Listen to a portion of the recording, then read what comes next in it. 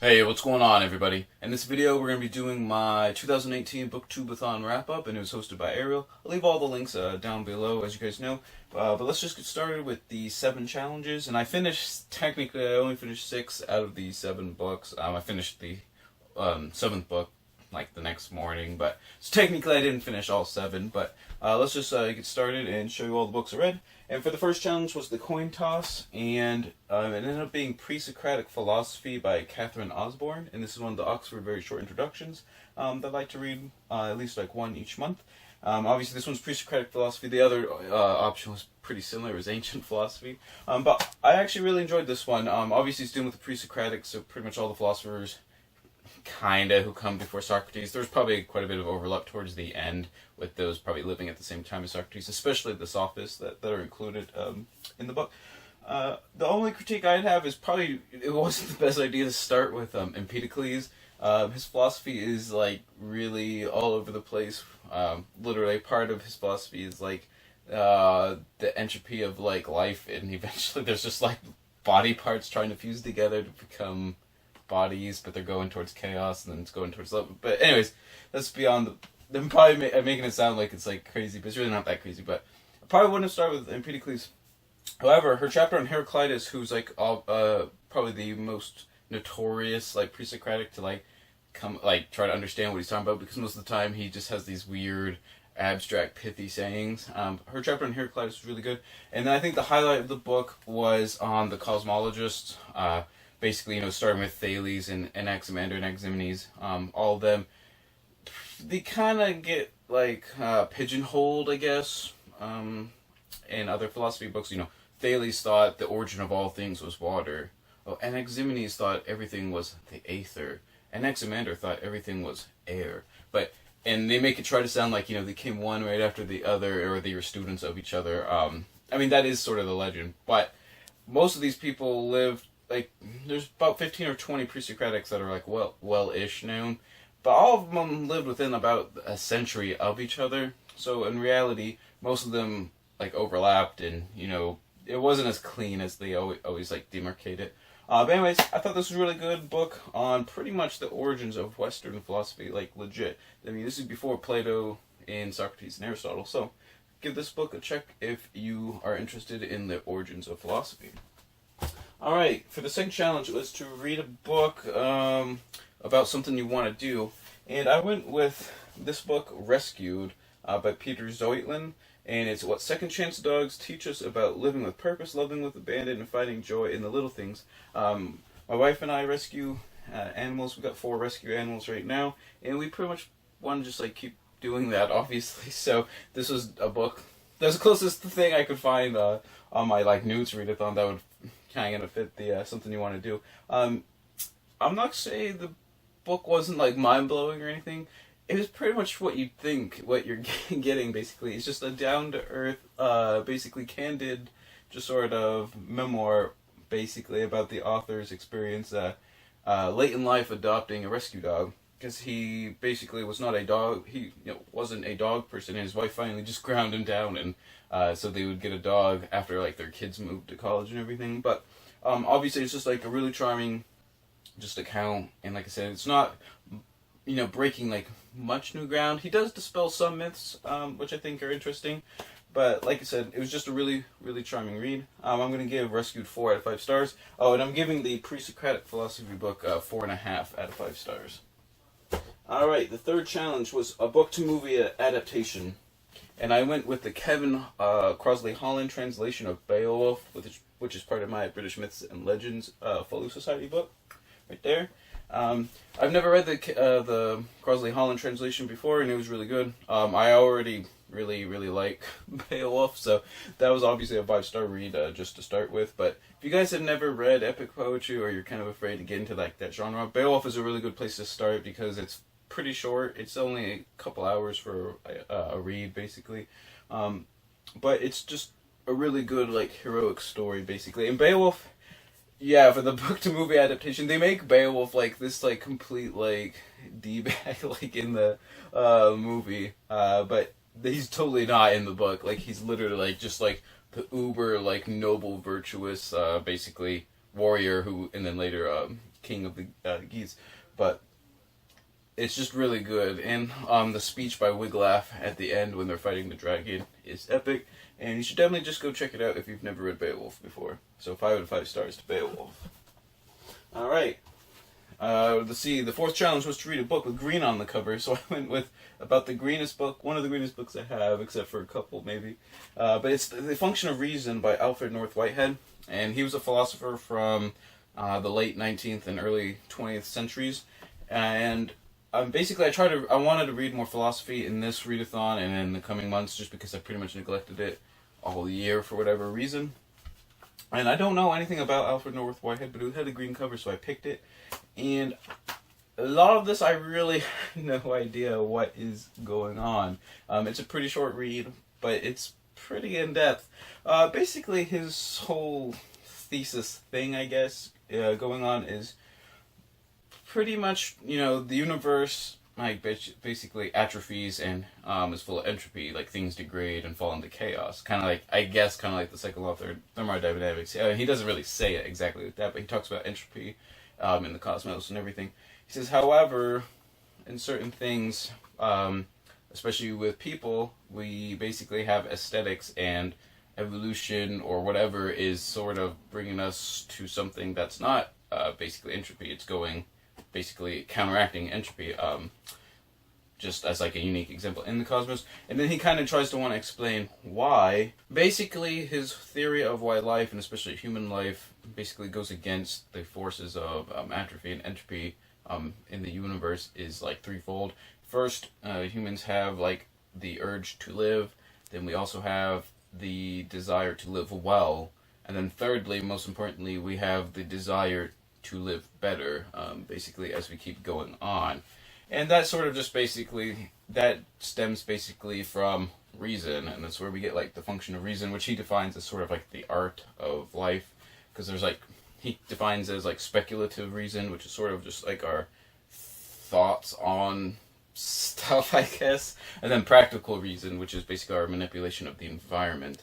But anyways, like I said, a lot of this was really abstract and kind of like, I don't know. Probably shouldn't have read it in like one sitting, but I probably didn't, let it digest enough. Pretty abstract, I don't know. He's part of a school of philosophy known as process philosophy. I don't know anything about it, which is pretty much why I need to start reading philosophy again, because I'm like super rusty since like my college days. So, like I said, this one was pretty abstract, not recommended for people unless you're like a philosophy major or something. I don't know, I probably totally butchered his whole like argument anyways, but I'm gonna give The Function of Reason 3 out of 5 stars, because there was some pretty good passages, but they were hidden amongst a lot of just sort of stuff. Alright, challenge number 5 was to read a book while wearing a hat. I went with my winter thermal hat, even though it's like a bazillion degrees. I didn't read The Return of Souls by Andy Remick, but I read the first book in this trilogy. Well, actually, I should say I listened to the audiobook, because apparently the first book is fairly hard to find, and that's A Song for No Man's Land, which is also the name of the trilogy. It's really weird. It's set in World War One, and we have Robert Jones, but he's basically been drafted to fight in the Western Front in the trenches of World War One, and basically he has these flashbacks all the time of basically a time when he was younger in the woods, and you don't really have any idea what the heck that's going on with, or what it has to do with like the regular story. But basically, as he keeps going on, he gets wounded multiple times, but he keeps going back to the front and everything, and then he finds out there's like these things, werewolf type things, shadowy things, basically hunting him, and pretty much no matter what he does, he can't escape them. But underlying all this stuff is basically his will to confront them over time, rather than run from them. But it's also sort of his relationship with 2 of his friends as well. Webb, who was like sort of a younger, not a coward, but just more of a pacifist, basically, who doesn't really want to be there. And then with an older friend who basically rescued him from almost like alcoholism, basically, Bainbridge. But Bainbridge basically almost like, glorifies the war and gets like so accustomed to it that it's basically, his basically only means of existence is basically fighting and killing people in the war. So it's got a lot of human sort of elements, but like I said, it kind of gets convoluted with like all these flashbacks. Like probably every other or every third chapter or something is like a weird flashback, and those flashbacks really aren't described all that well. I guess it's hard to fit them into like the bigger part of the story. I'll probably read the next one, obviously, just because I already have this one ready. But I'm gonna give A Song from No Man's Land 3.5 out of 5 stars. Okay, and number 6 is To Read a Book with a Beautiful Spine. And I read The Poetics of Aristotle, Its Meaning and Influence, and it's by Lane Cooper. And I just like it because like the spine has like these two, as a Greek and like a Roman coin or basically just a bust on it. And this part of a series, Our Debt to Greece and Rome. And this is like one of the philosophical books I wanted to read as well. Basically, I want to read The Poetics of Aristotle, and this is sort of just like a commentary-ish type book on the Poetics. It was okay. The first half was really good to basically, describe the Poetics, what's in it, and basically some of its major tenets and why, that was like good, basically. And then the second, almost the whole second half, is basically the history of the Poetics in like secondary works, pretty much from the ancient Greeks down to like the present day. And most of the ancient one, like the ancient era was really cool, like what the ancients thought of Aristotle's Poetics, and then the medieval chapter on like what basically medieval scholars thought of the Poetics of Aristotle. Those ones were really good.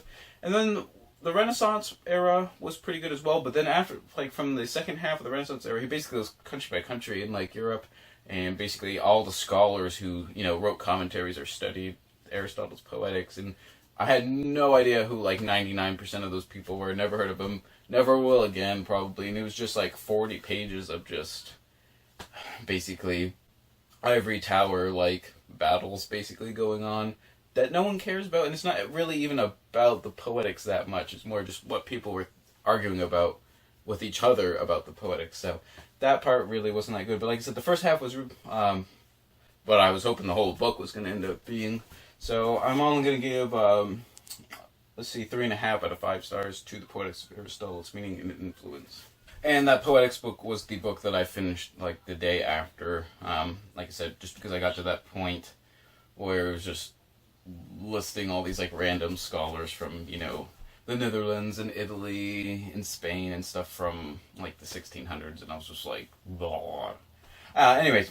Okay, so for the 7th challenge, it was to finish 7 books, and I also listened to You Are Now Less Dumb by David McRaney. He also has a book, You're Not That Smart, and I really didn't know what I was getting into with this listen, but I really didn't enjoy it that much, and that's primarily because it was a psychology book, and that's just like a genre I really don't like reading or listening to be honest, which you think is kind of weird because I read tons of nonfiction, but psychology is not what I like, to be honest. So kind of not probably entirely the book's fault, but it read like an undergrad psych student or like learned about all these theories and basically says, ha ha ha, look at you fall prey to like these, mind things basically, that no one can really help, basically like narrative bias and the backfire effect and stuff. There was really only one theory that I found like interesting and felt like I learned stuff, but most of the time it was just, I don't know. He didn't give you really any explanation of how to like fix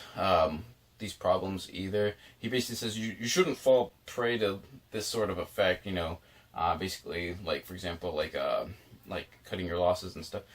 But he doesn't really give you any ways of doing it. It's more like just be aware that this is a thing, even though basically you're hardwired to fall prey to these basically mind games that your own mind just like plays on you. So I didn't really enjoy it. I don't know. I probably wasn't paying attention that much just because I wasn't enjoying it. So to be honest, I'm not going to recommend that one. But if psych's your thing, you should probably check it out because he does deal with a lot of the primary literature in psychology.